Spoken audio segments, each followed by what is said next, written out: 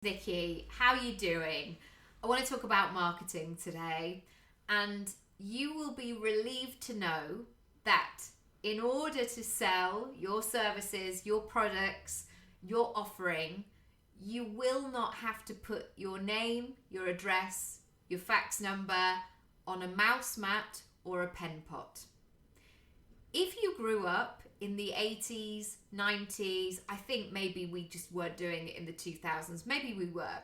But the 80s and 90s was basically when I was at home. And every year I would see my dad bring home, like he had this massive briefcase. He'd come home Christmas week and he would open this briefcase. And maybe some clients had given, a couple of bottles of wine or whatever it might have been. And then he would open the briefcase and he would bring out these monstrosities. Mouse mats, foamy pen holders, posters, horrible calendars, one of those big scribble pads that you would have on your desk, like massive things emblazoned with other people's businesses. And I just used to look at them and just think, they're so ugly. And this was not a time for having laptops in your room or phones or anything like that. We had one place where we didn't even have a laptop, we had a desktop, massive thing, massive, and a landline right there and an office chair. And it was always surrounded by other people's businesses. And they would always just be in most hideous colours, horrible fonts, and they would lurk around all year until the next one came along. And my dad would probably take the pens and put them in the new one, and who knows where that pen pot went. I mean, let's face it probably went in the bin, didn't it? So that's not great for the planet. But I always used to think, is that a great form of marketing? Is that the best way of getting your message out there? Now, I have to say, in 2022, as I am selling my coaching packages and my online digital services, or my acting or my speaking abilities, my podcast, etc., the last thing that I'm probably going to do is create a mouse mat with my name and address on it. I'm just not going to do that. That would, and mainly because I work from home quite often. So it would just feel really peculiar to do that. And so I just wanted today to remind you how brilliant the internet is, because it's really, really brilliant. And I know that we can get stuck in the algorithm, or people don't see my stuff, or Instagram's changed something else and it's not what it used to be, and all of that noise and stuff.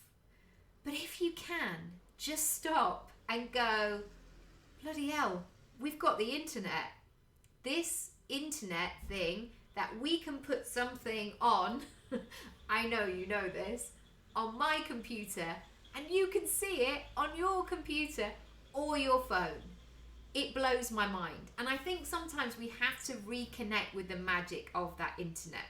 Now, I know there are so many other things and other components and parts around this where we go, okay, how am I actually going to get that person to open my thing on their computer? Like, what does that look and feel like?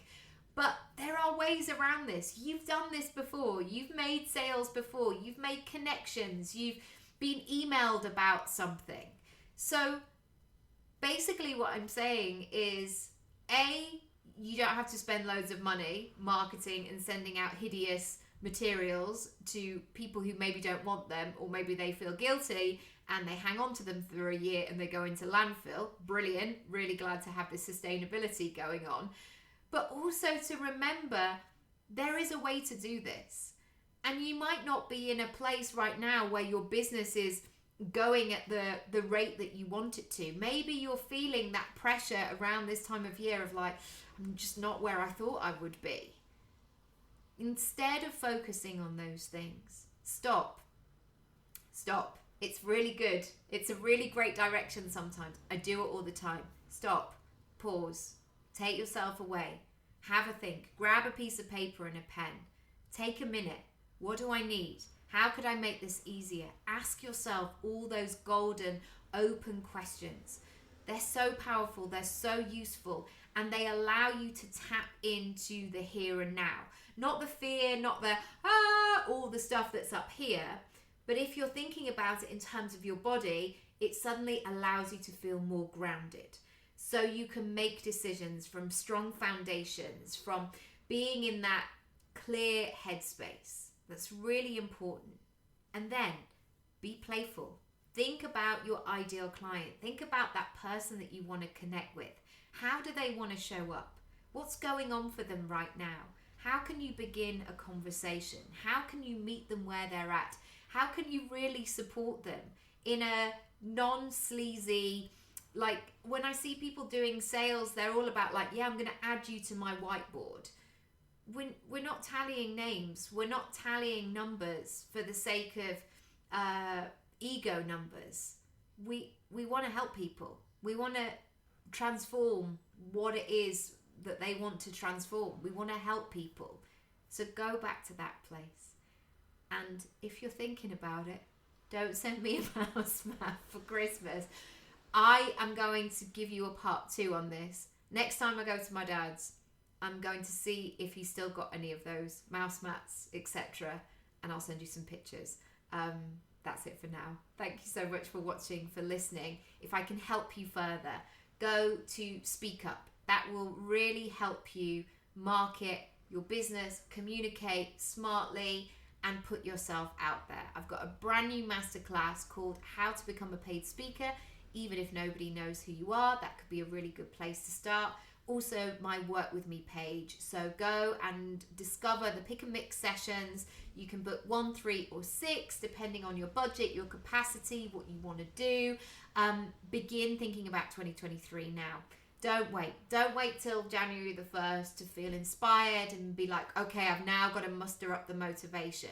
Just allow yourself to start to let the ideas flow, because I'm sure they're going to start showing themselves sooner rather than later. That's it for today. Sending lots of love as always, and I'll catch you again very soon. Bye.